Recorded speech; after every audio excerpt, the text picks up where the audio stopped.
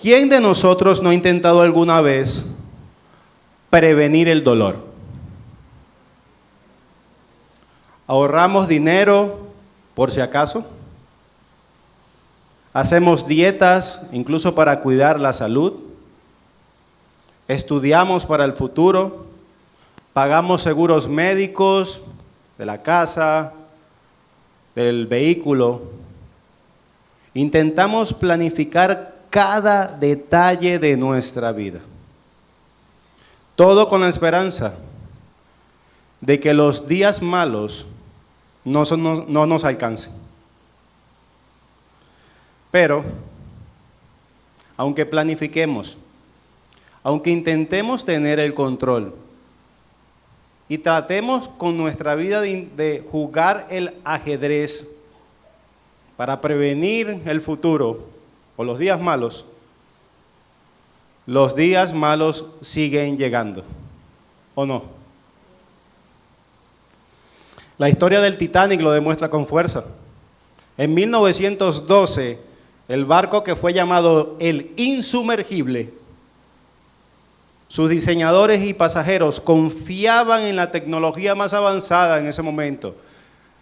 ¿Cómo nos va a pasar algo si estamos en el lugar más seguro tecnológicamente del momento? Decían incluso con arrogancia que ni Dios mismo podía hundirlo. Pero en su primer viaje, a toda velocidad, como saben, chocó contra un iceberg, se hundió y más de 1.500 personas murieron en ese momento. En donde se suponía que era el lugar tecnológicamente más seguro de la tierra en ese momento. El día malo llegó, de golpe. Y podríamos preguntarnos, utilizando esta ilustración, ¿será que podemos construir un barco insumergible para nuestra vida para que nada malo nos alcance? ¿Será que existe una manera de controlar el futuro para que los días malos no lleguen? ¿O será que podemos considerar un camino el cual nos enseñe a qué hacer con los días malos? Y eso es lo que responde el autor de Eclesiastés en esta porción de la Escritura que estaremos estudiando. Por eso lo que espero argumentar para ustedes esta mañana es lo siguiente. ¿Qué hacer cuando llegan los días malos? ¿Qué hacer cuando llegan los días malos? Y antes de responder esta pregunta, deberíamos considerar algunos caminos incorrectos por los cuales no podemos evitar que los días malos lleguen. Y para eso quisiera traer algunos consejos milenarios de un rey muy sabio, muy rico, muy poderoso, que experimentó, consideró en carne propia durante toda su vida 3 caminos incorrectos y un camino correcto para la vida. Este rey sabio, como lo describe en Eclesiastés 1, se describe como el rey de Jerusalén, el hijo de David, el autor de Eclesiastés. Así que por favor acompáñenme a Eclesiastés capítulo 7, verso 14 al 29.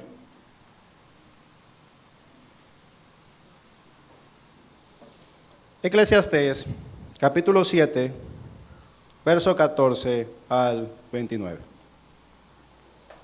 Dice la palabra del Señor. Verso 14. En el día del bien, goza del bien, y en el día de la adversidad, considera. Dios hizo tanto lo uno como lo otro, a fin de que el hombre nada halle después de él. Todo esto he visto en los días de mi vanidad. Justo hay que perece por su justicia, y hay un impío que por su maldad alarga sus días. No seas demasiado justo, ni seas demasiado sabio con exceso. ¿Por qué habrás de destruirte?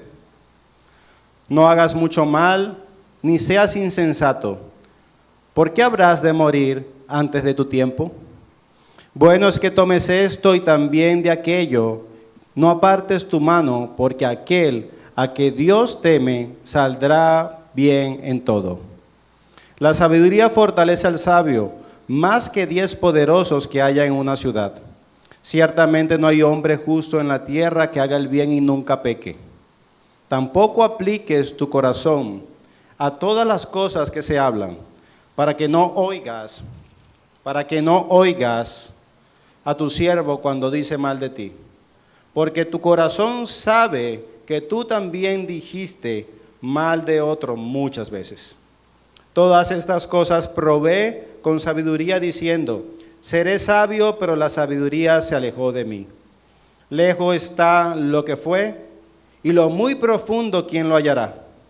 Me volví y fijé mi corazón para saber y examinar e inquirir la sabiduría y la razón, y para conocer la maldad de la insensatez y desvarío del error. Y he hallado más amargura que la muerte a la mujer cuyo corazón es lazos y redes, y sus manos ligaduras. El que agrada a Dios escapará de ella, mas el pecador quedará en ella preso. He aquí que esto he hallado, dice el predicador, pensando las cosas una por una para hallar la razón.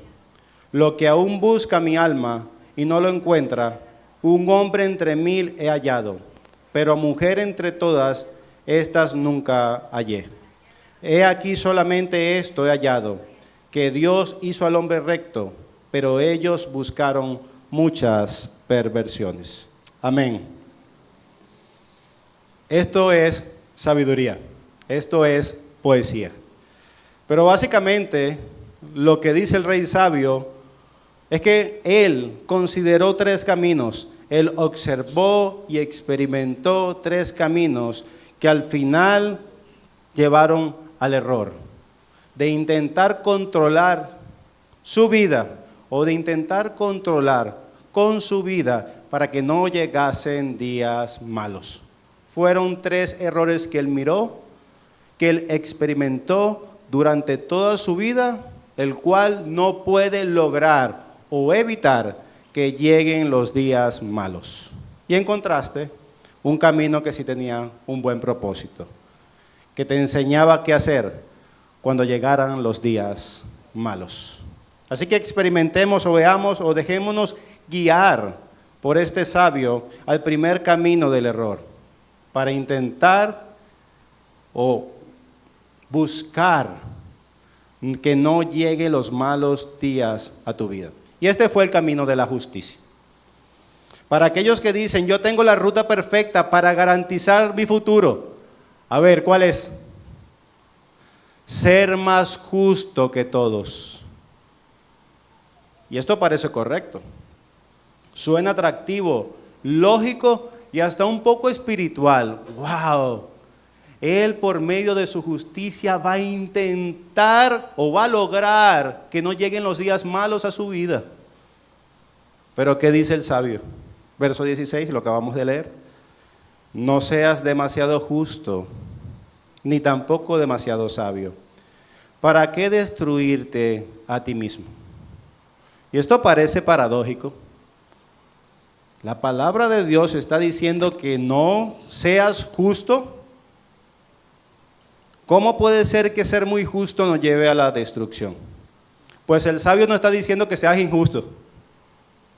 Lo que está diciendo, o lo que nos está llamando a reconocer, es que la vida es muy, pero muy compleja y que no funciona con fórmulas simples tipo, si soy bueno, me irá bien. Si soy justo, nada malo me va a pasar. Eso no existe. La vida es más compleja que eso. Porque el que piense así y le preguntase a Job, Job le diría, amigo, estás equivocado. A los justos también nos va mal.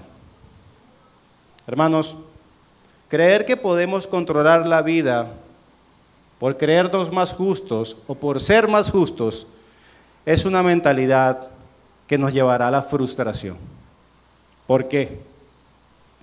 Porque vivir bajo esta fórmula rígida que ignora la maldad del mundo, la insensatez del mundo y el pecado del hombre, creer que podemos garantizar resultados perfectos por una manera de vivir justamente, esto nos llevará a la frustración. E incluso, como dice el texto, a la destrucción.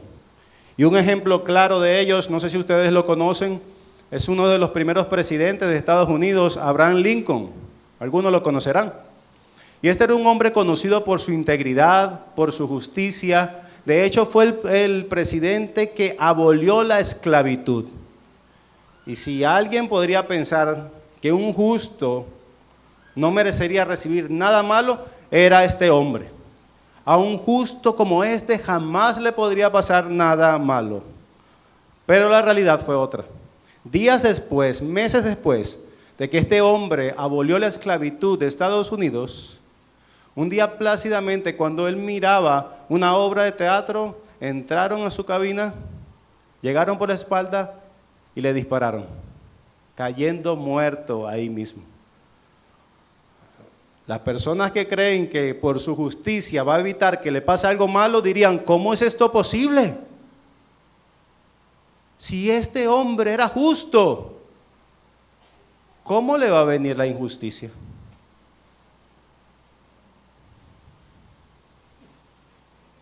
Y podríamos pensar, pastor, pero ¿en serio?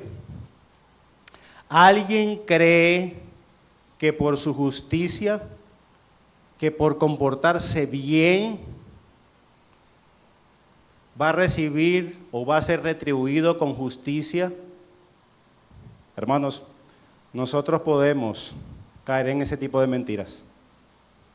¿Cómo? ¿Quién de aquí ha ayudado a alguna persona? No he levantado la mano, me preocupa, somos cristianos. ¿Quién? Qué bueno. Uf. Hemos ayudado a nuestros vecinos, a nuestros familiares, a nuestros hermanos de la fe. Qué bueno.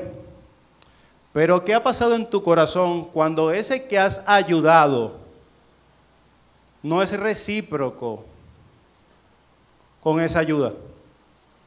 O incluso peor, te han difamado.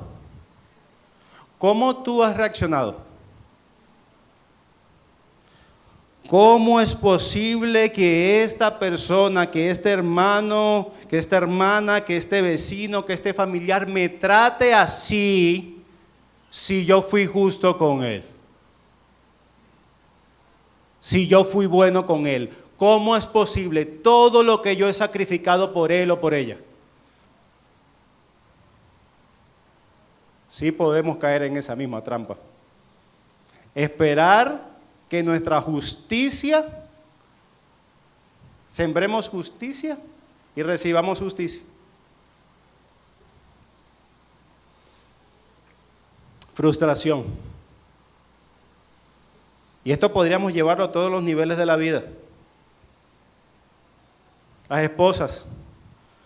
¿Por qué mi esposo, mi marido me trata mal si yo lo trato bien? Yo merezco que me traten bien. Ahora con los esposos, para ser ecuánimes. ¿Cómo es posible que mi esposa me respete tanto? Ella no ve los sacrificios que yo hago para proveerle, para cuidarla. Yo no merezco esto, yo merezco por mi responsabilidad, por lo que yo hago, que ella me trate bien. Hemos creído una especie de justicia retributiva. Yo doy esperando ser retribuido. Y hermanos, esto puede ser más profundo de lo que creemos. E incluso he escuchado a través del tiempo padres que han tenido hijos y con el gozo de todos, ay, qué bien un hijo, pero básicamente lo he escuchado, dice, nació, aquí está el que me va a cuidar en un futuro. Justicia retributiva. nació, yo voy a invertir mi vida en este bebé, mis recursos, mis noches, mis desvelos, porque yo quiero que Él me cuide en un futuro. Y no está mal que los hijos honren a los padres, eso no es el punto aquí, sino el hecho de pensar que yo voy a tener un hijo, voy a invertir en él noches, recursos, para que ellos me cuiden cuando yo esté anciano. Hemos creído la mentira. Te voy a sembrar justicia para recibir justicia.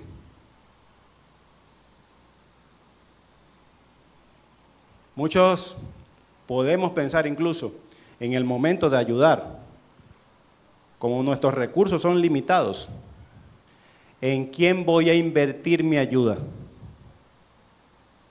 Mira, si ayudo a este hermano o esta hermana, yo sé que en un futuro, probablemente, porque hay unas proyecciones buenas del futuro con él me va a ayudar el doble o el triple. Actuamos con justicia muchas veces para intentar no tener días difíciles. Pero la frustración invade a aquel que cree que por su justicia evitará que vengan días malos, porque seguirán llegando. Entonces ese es el camino incorrecto. El primero, no intente ser justo con la intención de que no vengan días malos, porque seguirán llegando. Tenemos que ser justos. Esto parece una apología de no ser justos. Por supuesto que sí, hay que ser justos. Pero no es una garantía que evitarás el fracaso en la vida. Así que este no es el camino para evitar los días malos. El segundo camino, consideremos el camino de la maldad. Lo que dice ahí el sabio. Y este es el camino de aquellos que creen que la única forma de sentirse seguros en la vida es ser más violentos con los demás, es entregarse completamente a la maldad y es acabar con aquel que él perciba que es una amenaza para sus sueños, para sus deseos. Y entonces la maldad se convierte como una especie de fortaleza. Yo voy a ser tan malo que voy a controlar mi vida. Nada malo me va a pasar a través de la maldad. Y el lema de estas personas puede sonar así: yo controlo mi seguridad por medio de la violencia. Pero consideremos la palabra del rey sabio. Verso 17. No seas demasiado malo, ni te portes como un necio. ¿Para qué morir antes de tiempo? ¿Y qué quiere decir esto? Que la impiedad abierta y la necedad te exponen a consecuencias graves, incluso a morir antes de tiempo. Un ejemplo que vino a mi mente tratando de aplicar este pasaje fue que inevitablemente recordé cuando estuve pasando las 2 semanas de instrucción allá en Bogotá. Y que muchos lo conocen, el de Pablo Escobar, ¿lo conocen? Lamentablemente, muchas personas allá en Colombia lo tienen como un prócer por haber escogido el día de la maldad, el camino de la maldad. Pablo Escobar por todos lados. De hecho, aquí parafraseando uno de sus frases, él decía que mis anillos de seguridad son tantos, él confiaba en su protección, que si Dios mismo intenta buscarme, cuando llegue a mí ya yo escapé. Yo estaba seguro, él estaba seguro. En su maldad, él creía o se creía intocable. Así que este es un vivo ejemplo de los que escogen el camino de la maldad. Y creyó que entregarse a la maldad podría evitar el fracaso. Pero pasó todo lo contrario. Murió joven a través de un día malo. Los narcotraficantes y los criminales no son conocidos por tener pensiones ni casas de retiros. Son conocidos por morir joven. Y aunque aquí no hay narcotraficantes, eso espero.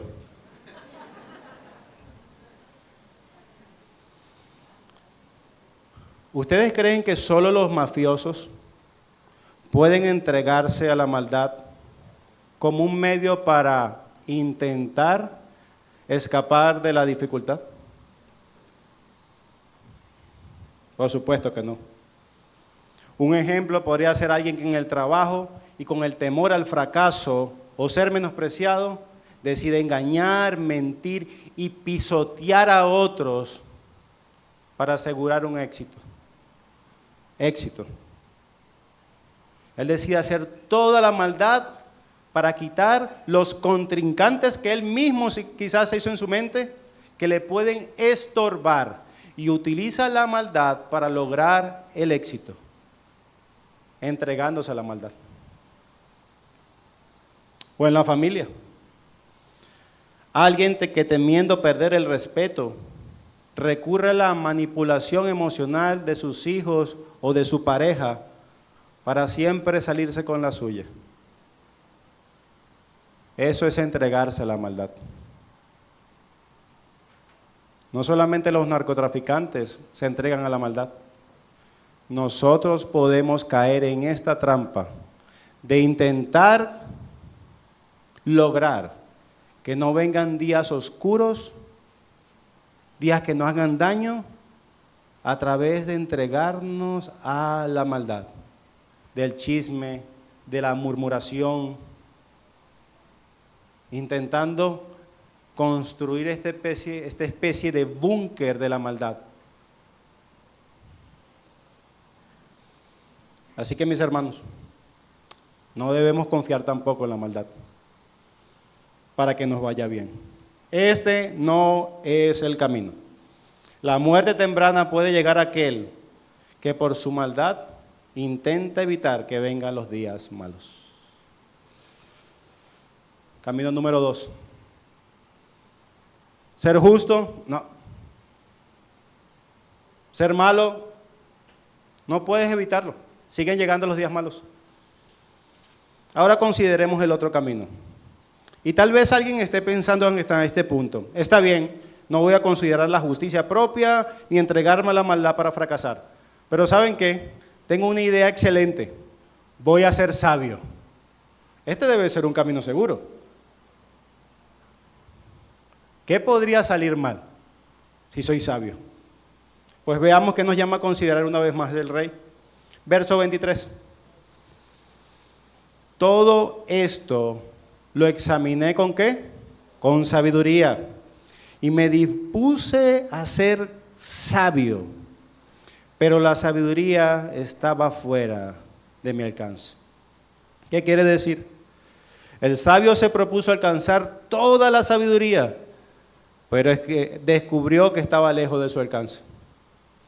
Reconoció que hay cosas pasadas que no pueden recuperarse y misterios demasiado profundos que él no puede comprender. Intenté conocerlo todo, pero mi mente finita le fue imposible. Intenté saberlo, gasté toda mi vida aplicando en sabiduría, pero descubrí que la sabiduría se escapaba de mí. Es como aquel profesional que quiere entenderlo todo y piensa que podrá comprender a la perfección a un cliente, a un jefe y un compañero, pero pronto nota que las personas son complejas y que no puede saberlo todo. O el padre primerizo, que comienza convencido que podrá prever cada situación con sus hijos. Lee libros, hace planes, establece reglas, pero pronto descubre que los niños sorprenden y cambian y que todo no puede estar bajo su control. ¿O no?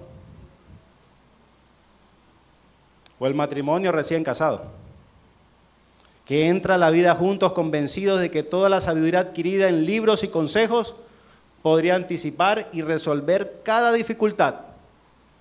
Hacen planes, sueñan y trazan reglas, pero descubren que la convivencia trae sorpresas y diferencias y que realmente todo no está bajo su control. ¿La sabiduría es buena? Por supuesto que sí. ¿Pero te garantiza el éxito? No. La frustración llega a aquel que cree que por su sabiduría evitará que vengan días malos. Y seguro se pueden estar preguntando, pensando, ¿qué clase de mensaje es este? Esto no me está dando muchas esperanzas. Ya sé que ni la justicia, ni la maldad, ni la sabiduría son garantías para controlar que no vengan días malos. Pero yo leí la tapa del sermón, la portada del sermón, y decía, alivio para los días oscuros, y hasta ahora no me siento aliviado. Quizás no todos, pero algunos pueden estar pensando eso. Así que existe realmente alguna manera de que me vaya bien. ¿Existe realmente una manera para el cristiano le vaya bien en esta vida? Aquí viene el alivio. La respuesta es sí. Imagínense que el sermón terminara allí. Lo voy a explicar. El sabio dice en el verso 18 que al que teme a Dios le saldrá todo bien. Esto quiere decir que temer a Dios garantiza que no habrá días de dolor, de sufrimiento, de enfermedad, ni de tristeza en mi vida. No, eso no quiere decir. Lo que quiere decir es que los que temen a Dios, sabrán qué hacer cuando los días malos lleguen. En otras palabras, verso 14. En el día del bien, goza el bien. En el día de la abundancia, gózate. En el día de la fiesta, gózate de la abundancia, de los alimentos, de poder comer cuando estás servido en tu mesa, un buen bistec, un buen pollo, gózate. Gózate de las relaciones interpersonales, de las familias, de los hijos, gózate. Goza de un buen vino, de un buen queso, gózate de esos días, gózate. Eso es lo que dice. A veces pensamos que el cristianismo se reduce en esclavizante, obedecer a un Dios tirano. No. Es todo lo contrario. Dios te dice, cuando vengan los días buenos, goza de este bien. Pero, sigue diciendo el texto, en el día de la adversidad, de la calamidad, del sufrimiento, de la enfermedad que llega de nuevo, de la pérdida, de la muerte, de la tristeza y del dolor. Cuando llegue ese día oscuro, el Eclesiastés, el rey dice, considera.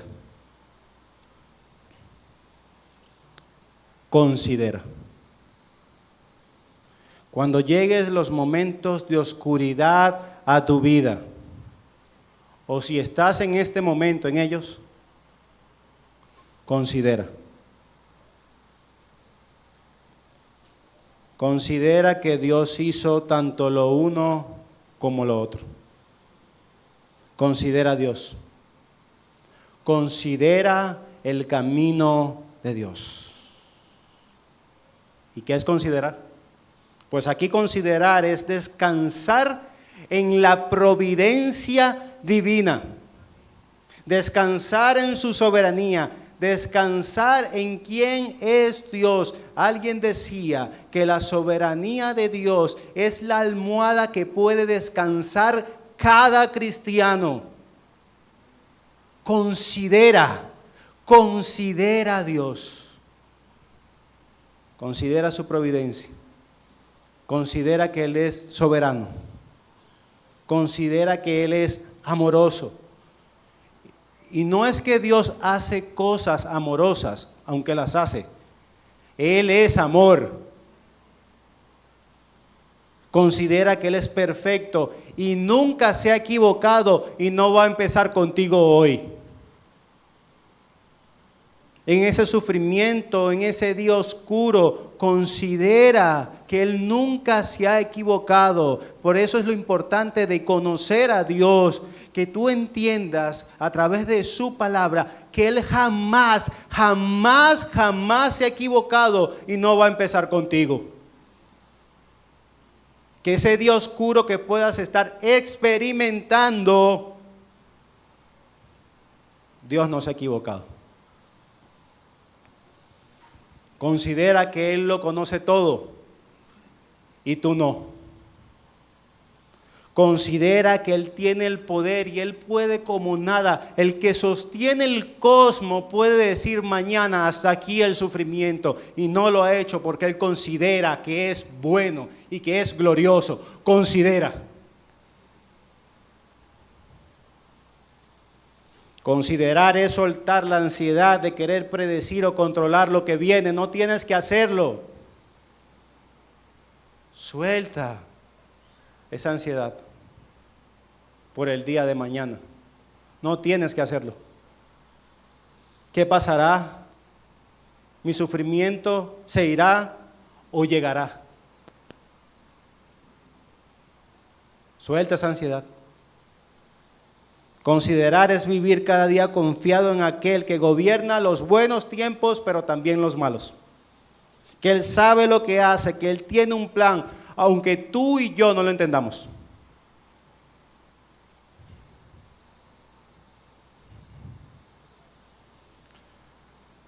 Pero ¿sabes por qué podemos confiar en Dios en los días malos?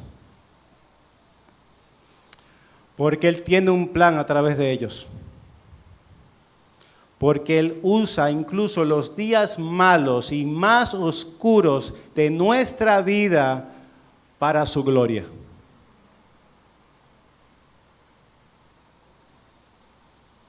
¿Y sabes cómo lo sé? ¿Sabes cómo estoy seguro que Dios usa los días malos, los días oscuros, los días de la calamidad, los días cuando todo parece ir mal para su gloria? Porque hubo un día malo, que fue el peor de todos. Un día donde el cielo se oscureció y la luz del sol pareció desaparecer, donde la tierra tembló, como si toda la creación contuviera el aliento de lo que iba a suceder en ese momento. Y el universo mismo enfocó sus ojos en aquel lugar. Ese trágico día, el día más malo del universo, fue el día en que Cristo fue llevado al Calvario. Enfrentando la injusticia más cruel y cargando con crímenes que Él no cometió. Qué oscuro día. Y fue tan malo ese día, tan oscuro ese día, que Dios Padre tuvo que apartar su rostro para no ver a su Hijo sufrir. Así que Dios sabe de días malos. Dios ha experimentado de días malos. Dios sabe qué es sufrir por medio de los días malos.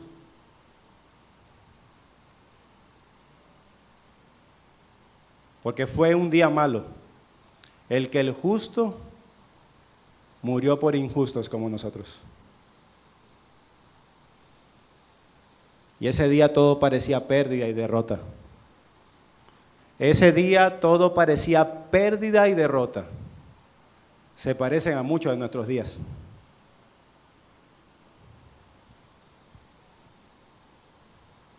Pero Dios Padre utilizó ese mal día para hacer algo glorioso. ¿Qué fue? Conceder salvación a aquellos que se arrepienten de sus pecados contra Él y que creen que el Señor Jesús pagó en la cruz en aquel día malo en el Calvario. Dios hace cosas gloriosas a través de los días malos.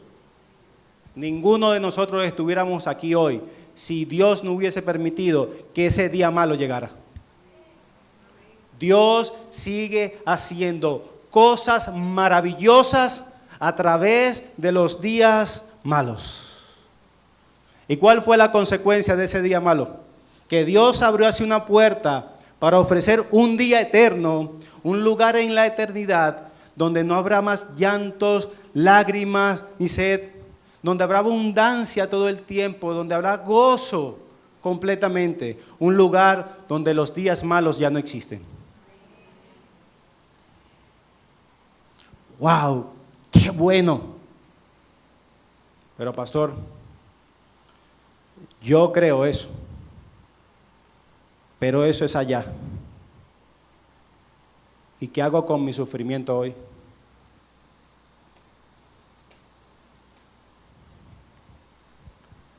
Que esta convicción te tiene que dar la esperanza, que mientras llegue ese día en gloria, cuando venga un día malo aquí y ahora, considera que Dios sigue haciendo maravillas por ellos. Quizás no sepamos por qué. Quizás no sepamos por qué tenemos esta pérdida. ¿Por qué la muerte está alrededor de nosotros? ¿Por qué llegó esa enfermedad de nuevo? Quizás no sepamos por qué. Pero confiemos en que Dios utiliza la dificultad para crear obras preciosas. Por eso, aun cuando los días difíciles nos rodeen y todo parezca estar derrumbándose, podemos responder la pregunta que comenzamos hoy. ¿Qué hacer cuando llegan los días malos? La respuesta sigue siendo la misma. Considera a Dios. Considera el amor de Dios. Considera quién es Dios y considera que Él sigue haciendo cosas maravillosas y gloriosas a través de los días malos. Oremos.